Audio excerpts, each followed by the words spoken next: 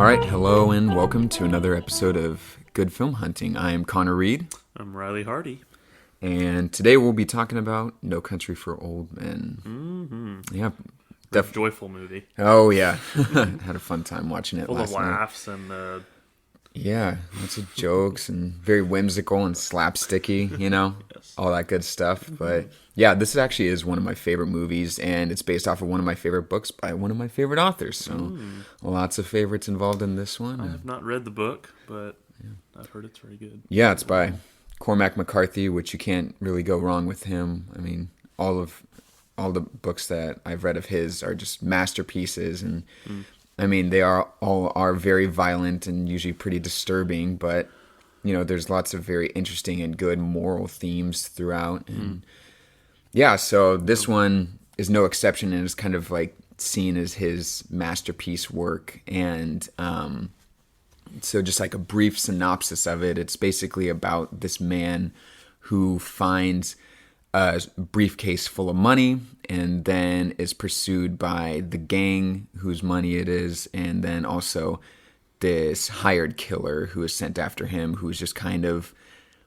this... Although he's not hired after, because he ends up killing the people That's true, but for, so he's just kind of working on yeah, his own. He's hired at first, but then he just kind of takes it into his own hands. Yeah. But he's kind of this serial killer guy who has this strict sort of code that he works by and is very brutal, and you just can never guess what he's doing. And then he's also, the main character is also pursued by the local law enforcement, and they're just trying to more protect him and figure out what's going on. And it's just kind of this big chase all throughout. Big cat and mouse. Yeah, it really is. Yeah, but if I had to describe this movie in 2 words, I'd probably say like violent greed.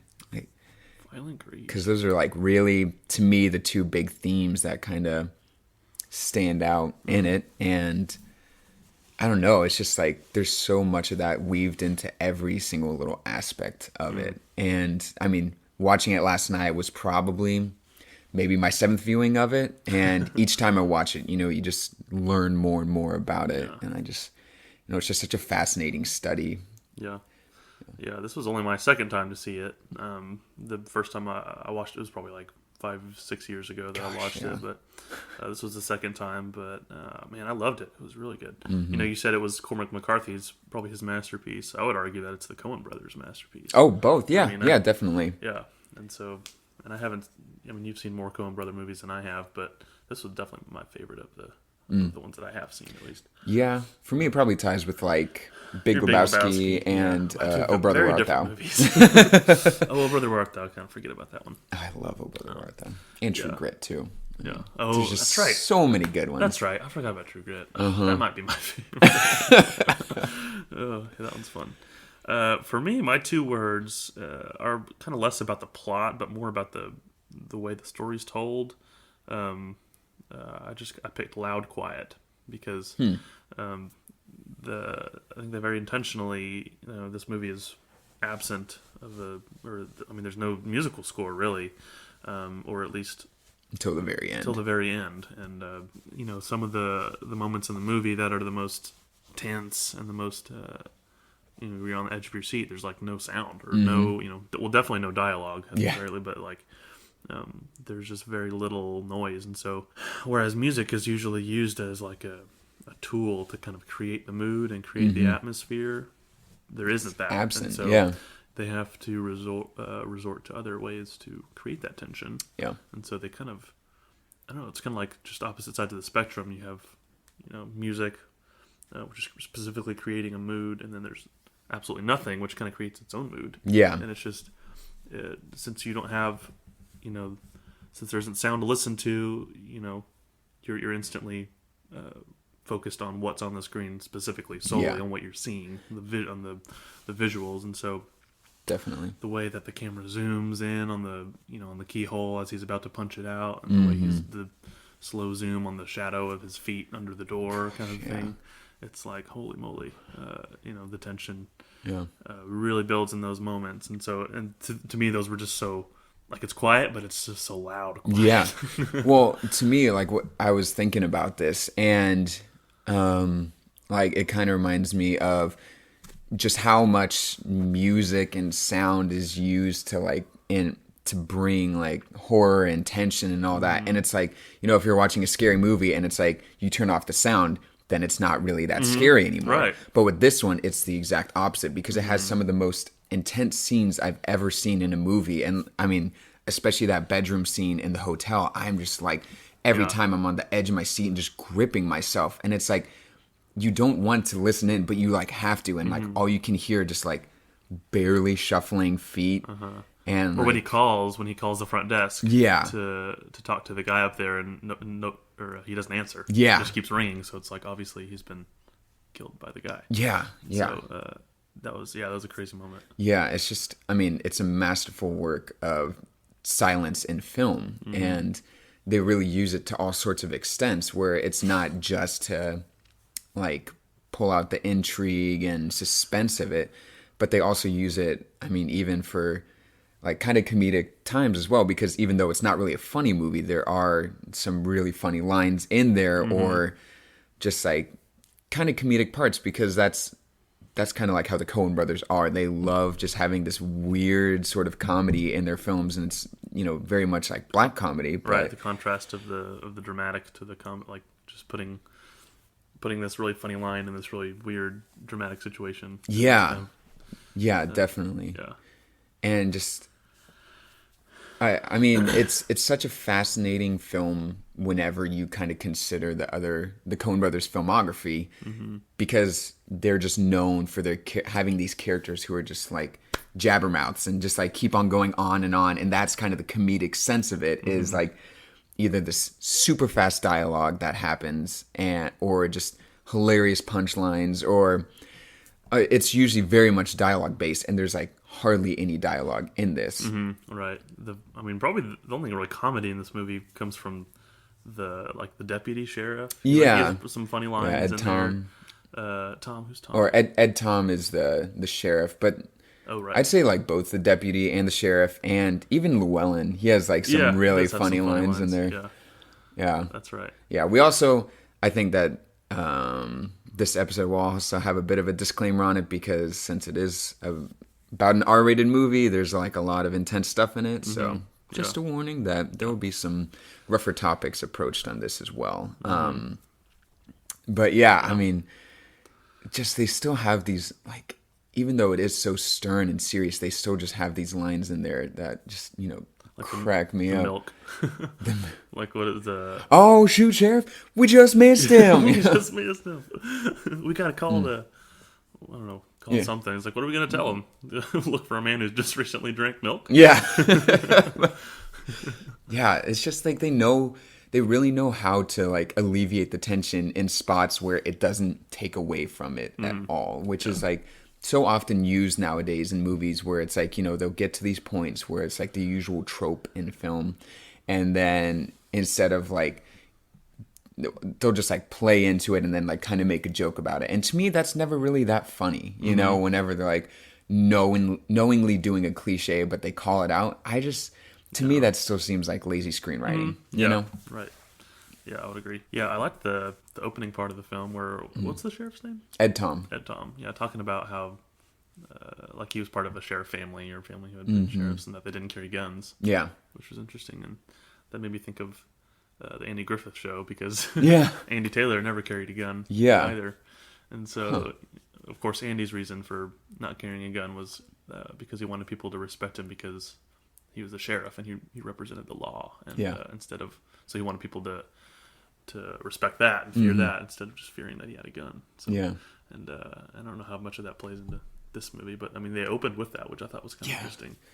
Yeah, that's a really interesting comparison because I've never really thought about it like that. But I mean, it really is like Ed Tom is kind of out of the Andy Griffith show because he's very much this old-timey cop who's just used to small things and, you know, like even in the beginning where he's like, I sent, you know, one boy to an electric chair and like that was kind of like the pinnacle of it. But it's like almost like that's the only event that's really happened to him where it's like, oh, something traumatic like that. But it still like mystifies him because of his whole line of, saying that there was no passion in it, that he was planning to kill someone and that was the person, and then if he got out he'd do it again. Yeah. And said he knew he was going to hell, be there about 15 minutes. I was like, that's such a crazy line too. And I mean, true. You can really see that those sorts of decisions kind of like affect his character all throughout, because there's never really this point where Ed Tom like knows what's going on. He's always he keeps his cool, but he's mystified throughout all of it. Like he's never sure of himself throughout the entirety of it. And at the end, he's like, he says that he's retiring, or I don't know if he says that he's retiring, but he is retiring. He did retire, yeah. And he says, I just feel overmatched. Mm-hmm. He just feels outmatched, as if the violence and just everything that's going on around him is kind of too much for him. Mm-hmm. It's just he's getting too old for this. Yeah. He's not really fit for like this postmodern world that is coming into, and just doesn't really understand his line of work anymore. Which I mean, that's a tough thing to kind of.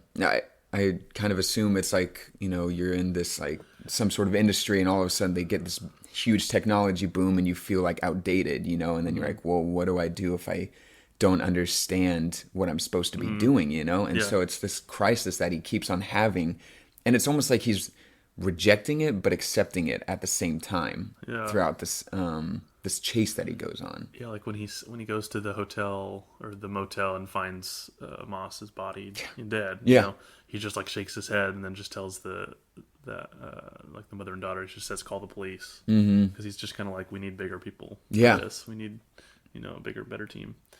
And so that was kind of an interesting moment, realization for him. But, man, what's the name of the character, the Woody Harrelson character? Carson. Carson. He's interesting. He's not in the movie very much. No. He's not. It's kind of like, what role was he playing in this movie? Yeah. Well, because the company that he goes to, they hired Sugar. They were the ones who hired Sugar to get the money back from Llewellyn.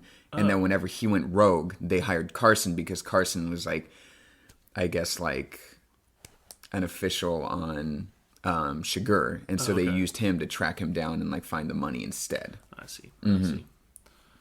Yeah. Interesting. Yeah, and then he didn't last very long. No, he doesn't. He's Sugar gets to him, and then the coin toss. Like that's an interesting aspect of the movie, is him deciding people's fate.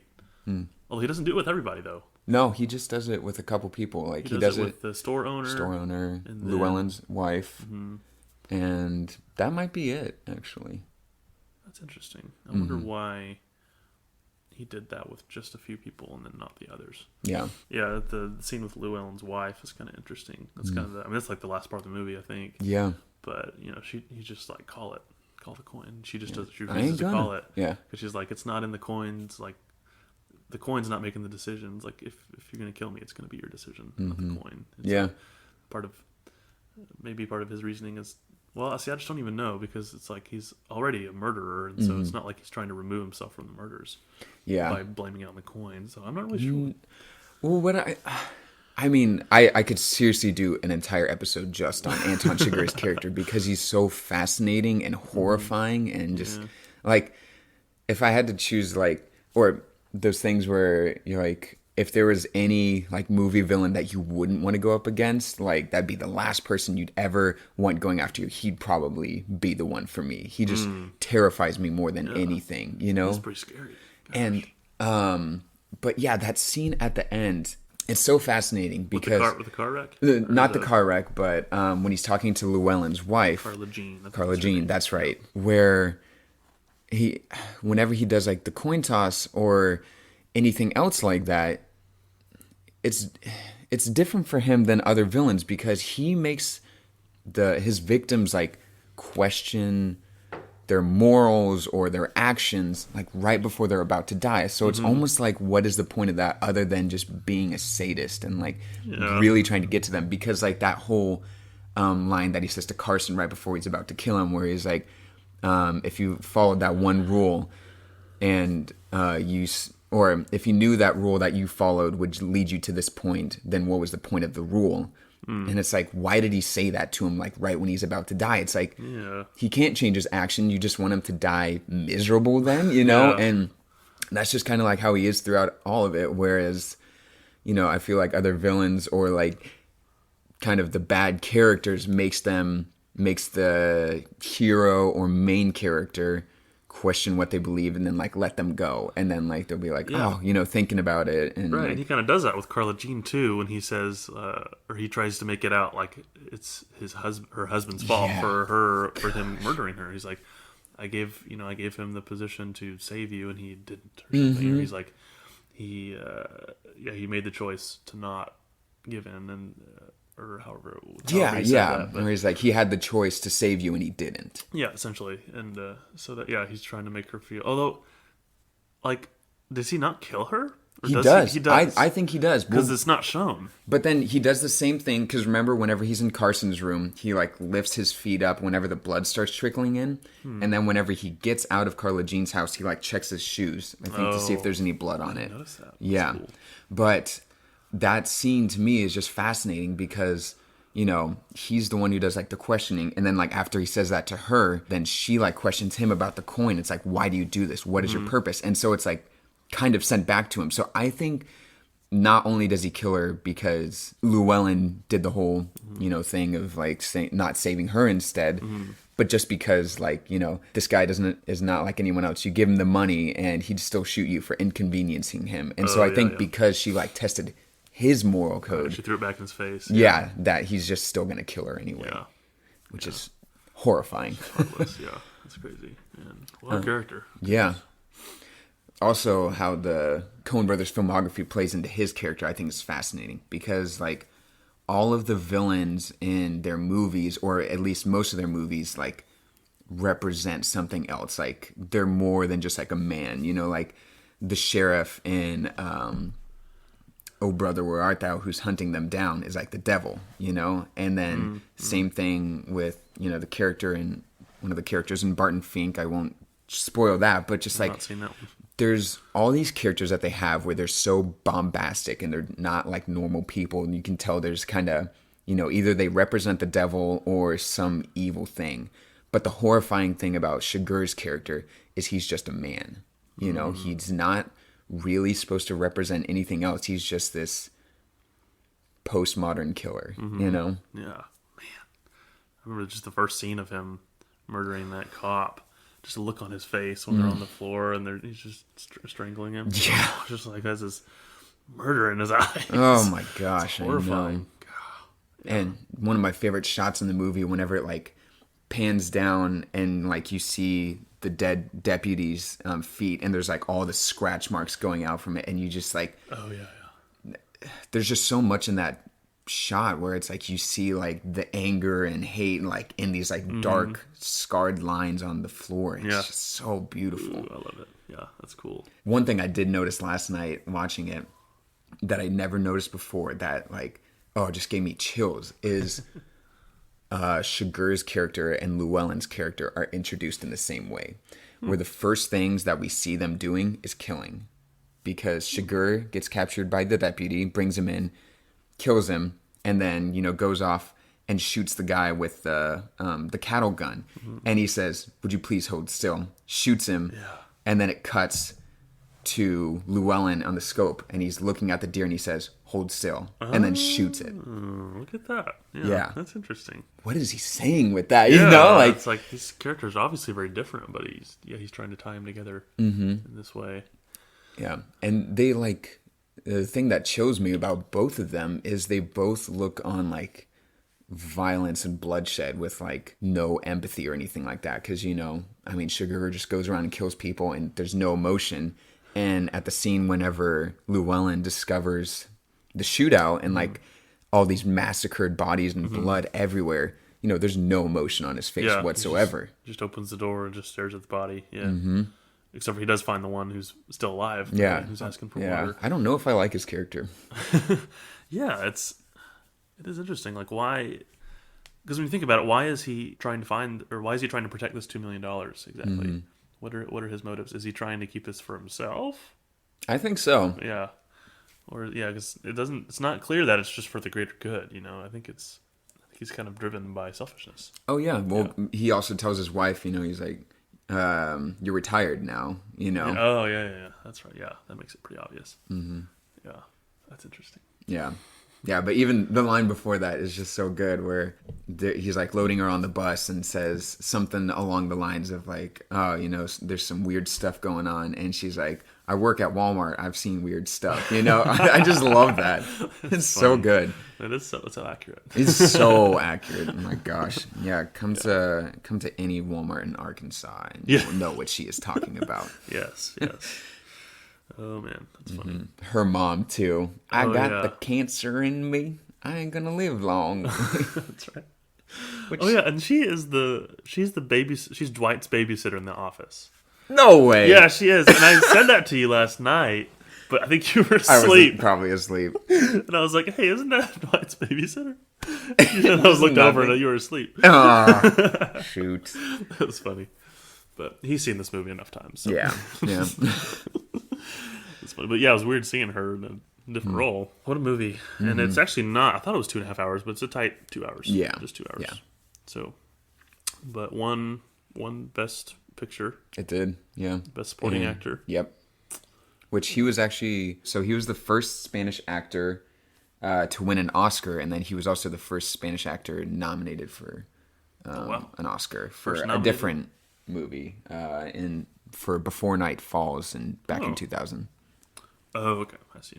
Javier, I tell you, he's amazing. Actor, yeah. Yeah, he's one of my favorites, and like just about anything that he's in, I will go and see. And he just Did you watch Pirates of the Caribbean? Yeah, I mean that was a letdown. Like he was kind of the only reason why I went to see it in the first place, and I was like, they totally underutilized his character. Like, I haven't seen that one. Yeah, you don't need to go and see it.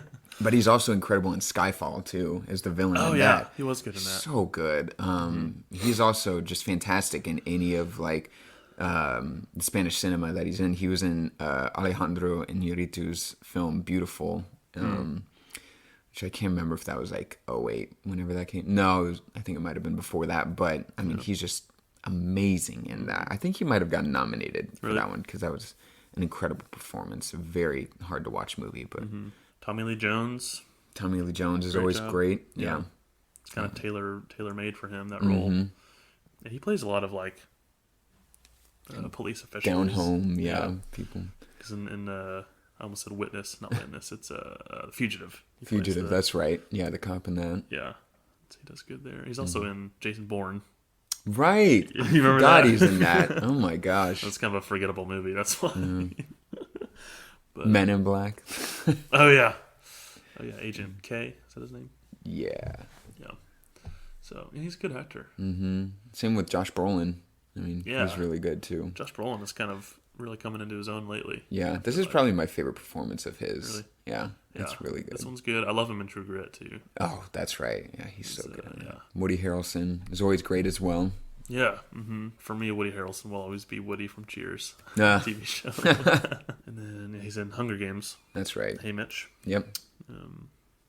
True Detective season 1. That's right. I mean, he's just in all sorts of stuff as well. Like he's always great. Zombieland. I wasn't a huge fan of that movie, but he's good in that. Oh, Now You See Me. Nice. Jeez. Oh gosh. No, I don't want to see him in that. Now you don't see me. I don't want to see it. Yeah, but I mean, just great acting all the way around. That's one thing that I feel like the Coen Brothers are always really good at is just they get the perfect actors for each role, Oh, yeah. And I just feel like it'd be so much fun to be in one of their movies as well. They're always just so interesting and quirky, and I feel like it's an honor to be given Coen Brothers role, Yeah. Yeah. Oh, yeah. So this is a novel that was written in 2005, and you read it. Yes. And you said it was a pretty faithful adaptation. It's one of the best book-to-film adaptations I've ever seen. Wow. And, I mean, most of the lines are taken straight from the book. Really? Mm-hmm. Wow. But it's interesting, too, because they actually cut down on the amount of lines because there's more dialogue in the book, but they cut a lot of that out, which, I mean, I think was put to good use. I mean, the book is fantastic, and all the dialogue in the book is just, like, incredible, but it's interesting to me with like how much dialogue is usually in a Coen Brothers movie, and like they decided to go for very minimal for this, and even like taking less than the book offers. You know? Yeah, it's interesting. But, yeah, I mean, I highly recommend the book to anyone. It is also very violent as well. I'm looking for my copy. I have it around here somewhere. Yeah, where'd you put it? Oh, I don't know. No, that's great. Well, anyway. Yeah, if you're looking for a good Western. Yeah, it's a good, like, postmodern Western film. And, like, doesn't fall into any of, like, the tropes, or even, like, the tropes that kind of the postmodern Westerns nowadays are making. It's very much like its own sort of thing. But it's interesting, too, like, the symbolism that they kind of use in the film. And the Coens are always very good about repetitive dialogue, but not in, like, a bad way, but just, like, you having someone keep on using, like, a certain line, either to comedic effect or to, you know, like, the whole just hold still thing with the two characters. It's just fascinating. To me, like, also one of the most chilling scenes in this is whenever Sugar goes into Llewellyn's trailer and gets out the milk and, like, sits down on the couch and just he doesn't drink it or anything, but he just kind of, like, stares into the TV. And then you see the reflection of the TV. It's kind of a haunting image. It's so haunting. But it's fascinating too, because milk in film is often used as, like, you know, a symbol for purity and innocence. Like, you'll see little kids drinking milk, and that's just like, oh, you know, they're innocent, they're cute, and, like, it's like the good guys drink milk or that sort of thing. So for me, like, anytime a villain has it, like, gosh, the opening shot of Clockwork Orange, you know, whenever they're just sitting in the bar drinking milk, it's, like, horrifying, because it's like these horrible, awful youths that go around and just cause havoc, and, you know, they're just drinking milk and staring at the camera. But so, like, he doesn't drink it, but just, like, him sitting there and holding it, and then I think he intentionally leaves it for the sheriffs to find. Oh, really? Or so that it's, like, kind of a taunt for them, saying, like, you guys are just the pure innocent good guys, stay out of this. Because then I'm gonna let you have this just so you can think that you're getting somewhere, but you're really not gonna find me. And then Ed Tom sits down and has a glass of milk, you know, and then it's like, no, it's natural, because he's the good guy sheriff. Yeah, of course he's you would. drinking milk, you know. Yeah,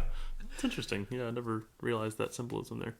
Which I think also kind of shows, like, his innocence to the world and not really knowing what's coming. Yeah. Did you notice any, like, sort of other symbolism throughout, or pieces of things?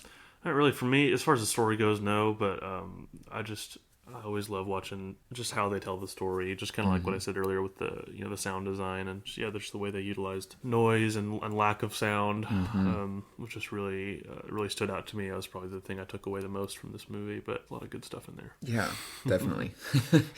I mean, greed is so much used, and, like, even just kind of the base of the story. Llewellyn finding the briefcase of money and just taking it and not, like, turning it into the authorities, or even calling them and saying, hey, there's this huge shootout and there's a bunch of dead people in the desert now, you know, go investigate it. But he just takes it and runs, and, you know, has to pay the consequences for that. But then his actions, like, inspire other actions later on. Like, there's the scene whenever he's all bloodied and he's on the bridge and he's walking across, and there's, like, the three guys who come in. And then he's like, you know, I'll give you $500 for that jacket. And he's like, show me the money, you know? And he doesn't, like, they're, like, looking at this guy who's just, like, super bloody, and it's like there's no compassion whatsoever. And as soon as he brings up the money, it's like that's all they can think about. And he's like, well, give me that beer. How much? You just got $500 for a jacket. Right. And, it's like, come on. And then, but the one guy, the group that finds him when he's, like, mortally wounded, like the mariachi band or something. So they take him to the hospital. Yeah. So they were a little less selfish. Yeah, but even that scene is, like, ironic to me, because it's kind of like an echo of whenever he found the gang member in the truck and, like, was asking for water, and then, like, didn't really help him out, and he's just, like, sitting there bleeding out, and then he's on this step bleeding out, and then, like, has to ask someone else for help as well, you know. Yeah, it's a cool little echo. It's also shown so much in the ending as well, and it's, I mean, probably one of the most, like, depressing endings of a movie I've ever seen. Not just because, you know, he dies, Sugar gets away, the gang members get their money back, and all that sort of stuff. But the scene whenever Sugar gets hit by the car, and you're like, finally, justice is paid out, and he's dead. Nope, he gets out and walks away. But that scene whenever he's sitting on the sidewalk, and the two kids come over, and he's like, I'll give you $100 for your shirt. And he's like, oh, you don't need to take my shirt. I'll give you my shirt. Yeah, I'll give you my shirt, mister. Yeah. He's like, no, here, take it. And then he almost kind of like reluctantly takes it. As soon as it pans up and Sugar is walking away, the two kids start fighting over the money. So it's like, split it. Yeah. So like the whole cycle is begun again. And like the greed is still like coming in even through these two kids. And it's just horrifying. Yeah. The bone sticking out of his arm. I get so squeamish. I know. Oh, I hate, that is like one thing I just can't stand in movies is bones breaking. Yeah, me neither. Oh, like I mean, I can stand a broken bone, but once it like penetrates the skin and is like coming out of the arm. Oh, like, have you seen Prometheus? No. Oh gosh, there's this awful scene where this guy's arm just gets split in half and like the bone like almost flies out of his arm. Oh, it's awful. Can't do it. Oh, Can't do it. No, it's terrible. Man, I just love this movie so much, and not in like this sort of way where it's like, oh, I really enjoy watching this, but it's like such an incredible piece of art to kind of admire and look at, and just take a critical look at these characters and why they do what they do, and because it's kind of interesting to analyze them. There's like some movies and books of this sort where I feel like you can't really say, or not you can't, but that most people don't, or it's weird-ish to say, oh, this is like my favorite movie or my favorite book, where it's like saying like, oh, I love Clockwork Orange, like I just love watching it over and over again. It's like, oh, that's kind of strange, you know? And it's like these movies that are made to be kind of cultural evaluations and like making, to learn lessons from.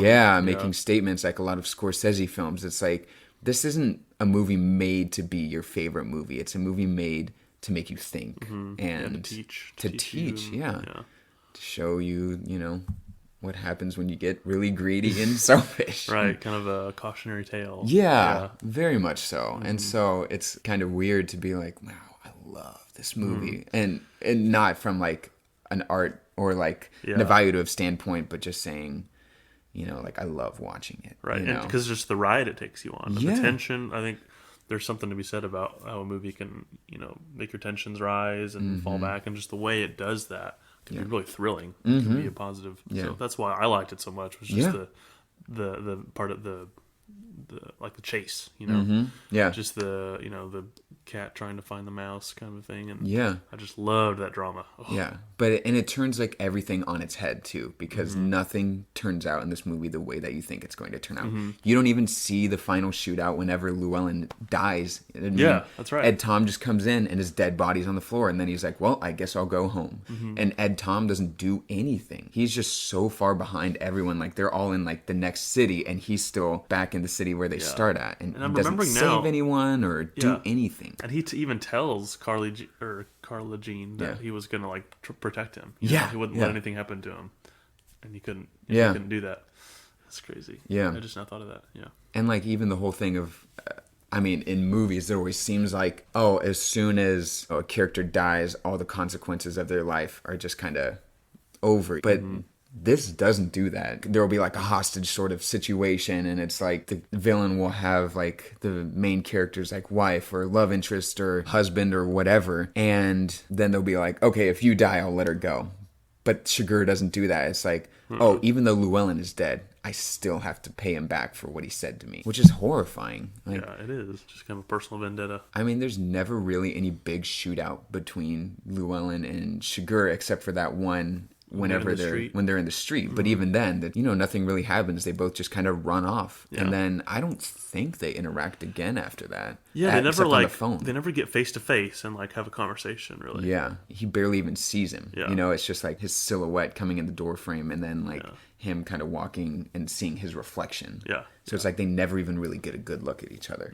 And then you think at the end, you know, either Sugar is gonna shoot Ed Tom whenever he walks into the hotel or walks into the motel room, or Ed Tom is going to catch him. He just like escapes through the window. And that scene is super intense as well. When he looks down and sees the dime, and you're like, he's so dead. He's going to kill him. But he doesn't. And why?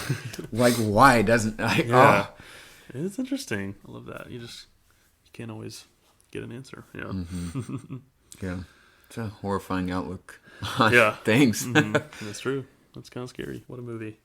Yeah, it's kind of old now. It's like 11 years old. Jeez. Yeah, I can't 2007. believe that. It still seems like it just came out to me. Yeah, and it's an interesting title. Yeah, No because Country for Old Men. I think it comes from a poem or something. Oh, really? It definitely is such, where, I mean, it makes Ed Tom retire at the end because he just realizes, oh, I can't take this anymore. Yeah, Like, this is too much for me. I've lost my game. Yeah, I'm outmatched. Yeah, I'm outmatched. Man, I want to find the stupid book so I can read the quote at the end. What did you do with it? I don't know. I'm not sitting on it, am I? I'll probably edit this part out. This is dumb. This is so dumb. I hope you can edit this. Oh my gosh. There's no way all this is staying in. All right, we found it. It was under the table. Ed Tom's dream in the end is like a whole chapter, basically. And so they kind of narrow it down to a couple lines. But yeah, I'm going to do a little reading of it. He's talking about, seeing his dad in a dream and the fact that he's an older man than his dad ever was. So his dad in his dream appears younger than him, which is a very strange thing as well. He says the other thing is that I have not said much about my father, and I know I have not done him justice. I've been older now than he ever was for almost 20 years, so in a sense I'm looking back at a younger man. He went on the road, trading horses when he was not much more than a boy. He told me the first time or two he got skinned pretty good, but he learned. He said this trader one time, he put his arm around him, and he looked down at him, and he told him, said, "Son, I'm going to trade with you like you didn't even have a horse." Point being, some people will actually tell you what it is they aim to do to you, and whenever they do, you might want to listen. That stuck with me. He knew about horses, and he was good with them. I've seen him break a few, and he knew what he was doing. Very easy on the horse. Talked to him a lot. He never broke nothing in me, and I owe him much more than I would have thought. As the world might look at it, I suppose I was a better man. Bad as that sounds to say, bad as that is to say, that has got to have been hard to live with. Let alone his daddy. He would never have made a lawman. He went to college, I think 2 years, but he never finished. I've thought about him a lot less than I should have, and I know I ain't right neither. I had 2 dreams about him after he died. I don't remember the first one all that well, but it was about meeting him in town somewheres, and he gave me money, and I think I lost it. But the second one, it was like we was both back in older times, and I was on horseback going through the mountains of night, going through this pass in the mountains. It was cold, and there was snow on the ground, and he rode past me and kept going. Never said nothing. He just rode past, and he had this blanket wrapped around him, and he had his head down, and when he rode past, I seen he was carrying fire in a horn, the way the people used to do. And I could see the horn from the light inside of it, about the color of the moon. And in the dream, I knew that he was going on ahead, and that he was fixing to make a fire somewhere out there in all that dark, and all that cold, and I knew that whenever I got there, he would be there. And then I woke up. Haunting last words. It is. Yeah, wow, I'm not even sure what to think of that last one. It seems kind of hopeful, but it's like a dead man's hope. Yeah, and the movie pretty much ends the same way, right? Yeah, when he says, and then I woke up. And then I woke up, yeah. And there's the lingering shot of him kind of thinking about it, and cuts to black. Yeah. And then the music starts. So what do you think about it? Let us know in the comments below. Oh my gosh. This isn't YouTube, sorry. Nope. But great movie. Go watch it if you haven't. You really should. This is, one to be taken in and thought over. And, it's not just like a good cautionary tale and good story, but every aspect of this movie is fantastic. Cinematography done by the wonderful Roger Deakins, who... It's interesting because he got nominated for cinematography for that year, and then he also got nominated for the assassination of Jesse James by the coward Robert Ford the same year. So he's competing against himself and lost both, which is so ridiculous. Who won? I can't even remember. It was but 2007. It might have been There Will Be Blood. I think that might have won. That was 2007, yeah. Yeah, he should have won for Assassination of Jesse James. Like, I love the cinematography for that, but for No Country for Old Men, but I think that Assassination of Jesse James is probably his finest work. It's so good. I've not seen that one. I need to watch it. Yeah, big bummer that he lost that. But at least this won Best Picture, so I'm happy with that. I'm happy that Javier got his Oscar as well, because that was incredible. Yeah. Very deserved. Although Roger Deakins did win Best Cinematography on Blade Runner 2029. So congratulations for him. Yeah. He deserves an Oscar for something. He most definitely does. Yeah, absolutely. So he's done so much good work. Yeah. All right, well, thanks for listening. Yeah. I think that wraps us about up. And thank you to John Skinner for making the graphics. And thank you to Luke Hogan and Caden Reed for making our theme song. Yeah. We'll see you next time. Bye-bye.